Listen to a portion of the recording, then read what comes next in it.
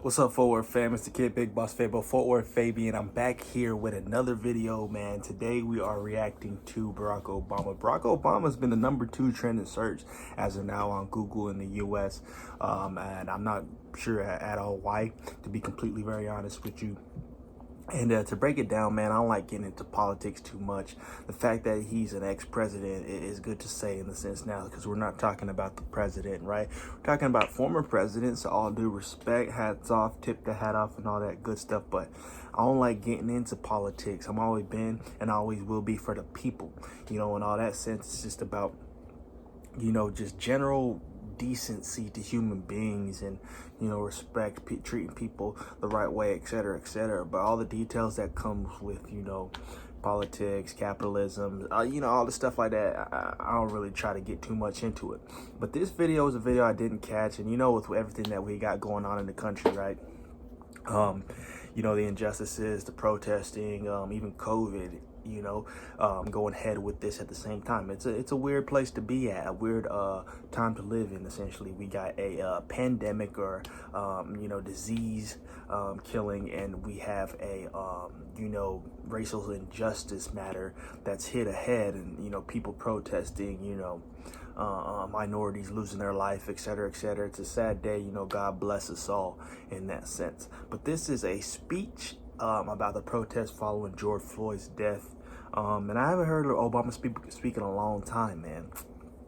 I'm sure he's probably done speeches, appearances, etc., etc., wherever, but I haven't kept up with it. It's weird when you think that like a president, when they're president and the candidacy or the term ends, they go off the grid, they go off the map, because essentially you've been president for 2 terms and you've been busting your tail, your rear end, not to say anything derogatory, but you take your vacation, man, you take your break, and you disappear off the map. You know what I mean? So I don't know. I haven't heard or seen nothing from him, but we always know him as a great speaker, uplifting speaker. And I'm excited to hear what he got to say, man. So it's Barack Obama addresses the nation in a speech live streamed on his website on Wednesday as part of My Brothers Alliance Town Hall series. In it, Obama urges people to have hope. And I'm not even, going to get too detailed into it. Let's watch it.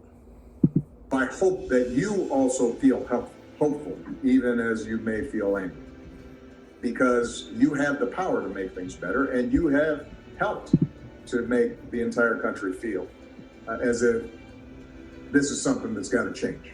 You've communicated a sense of urgency that is as powerful and as transformative as anything that I've seen in recent years.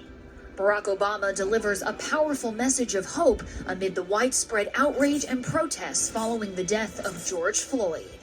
To those families who've been directly affected by tragedy, please know that Michelle and I and the nation grieve with you, hold you in our prayers. We're committed to the fight of creating a more just nation in memory of your sons and daughters. The former president addressed the nation on Wednesday in a speech that live streamed on his website as part of his My Brother's Keeper Alliance Town Hall series. Obama launched the organization in 2015 to address persistent opportunity gaps facing boys and young men of color.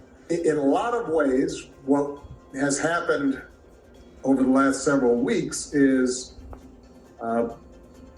challenges and structural problems here in the United States have been thrown into high relief. In some ways, as tragic as these past few weeks have been, as difficult and scary and uncertain as they've been, they've also been an incredible opportunity for people to be awakened to some of these underlying trends. With that being said, man, for some minorities or blacks or, let's just say minorities, this could be, seen as, the regular everyday thing, nothing new in terms of like, blacks being killed by police officers, etc. So some people, it has turned something on to where they're protesting more, doing a whole lot more. For others, it's just another day, it's nothing new. This happens all the time.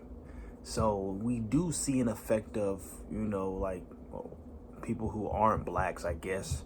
So I can't just say minorities. There's, other minorities are taking a stand for blacks, the Black Lives Matter movement and the culture. But the point is that at this time we do see some individuals having their awakening or being like, all right, enough is enough. We've seen it, like now we have a voice. And to me personally, I respect it. I love it. But like me, my perspective on that is just like, as a person who's lived as an African American in this country, I brush a lot of stuff off. A lot of things like I've seen, I don't really speak on no more because that's normalized. You know what I mean? But I'm not gonna say not speak. I still want to be able to have a voice and speak on things. But to his point, a lot of people, this is new to them. To others, like, this has not been happening. But I still salute and shout out to those individuals who are taking a stand now versus those who never even or never ever will take a stand. And they offer an opportunity for us to all work together to tackle them, to take them on, to change America and make it live up to its highest ideals. In his speech, Obama found a way to acknowledge the significance of the current climate while also finding the silver lining and giving a nod to America's youth. Sometimes I feel despair. I just see what's happening with young people all across the country and the talent and the voice and the sophistication that they're displaying. And it makes me feel optimistic. It makes me feel as if, this country's going to get better. And he had this message for young people of color. I want you to know that you matter. I want you to know that your lives matter, that your dreams matter. You should be able to learn and make mistakes and live a life of joy without having to worry about what's going to happen when you walk to the store or go for a jog or driving down the street or looking at some birds in a park. On Monday, Obama penned an essay addressing the nationwide protests following the death of George Floyd, a 46-year-old Minneapolis man who died after former police officer Derek Chauvin kneeled on his neck for over 8 minutes. According to court records obtained by CBS Minnesota, the 3 other police officers who were fired for their involvement in Floyd's death have been charged with aiding and abetting murder. Additionally, Minnesota Attorney General Keith Ellison has increased former Officer Chauvin's murder charge to second-degree murder. The charges come ahead of Floyd's memorial tributes, which will reportedly be held next week in the 3 cities he lived in throughout his life. Floyd will be laid to rest after the final service in Houston on June 9th. There is a change in mindset that's taking place, a greater recognition that we can do better. That's a direct result of the activities and organizing and mobilization and engagement of so many young people across the country who put themselves out on the line to make a difference. And so I just have to say thank you to them. It's very important for us to take the momentum that has been created as a society, as a country, and say, let's use this to finally have an impact. So that was a Barack Obama speech. With that being said, man, well said. And people are taking a stand. But I had this conversation the other day. You find those people who are taking a stand because it's politically correct, right? Everybody else, you see all these websites nowadays, they're posting banners. Even Amazon had a banner posted, "We stand with the Black Lives Matter movement." And I know this because Amazon had Jeff Bezos had responded to somebody who said they were offended the fact that you are promoting y'all stand with the Black Lives Matter movement. It's all lives matter. And I know it's not only Black Lives Matter who help support your business in specific.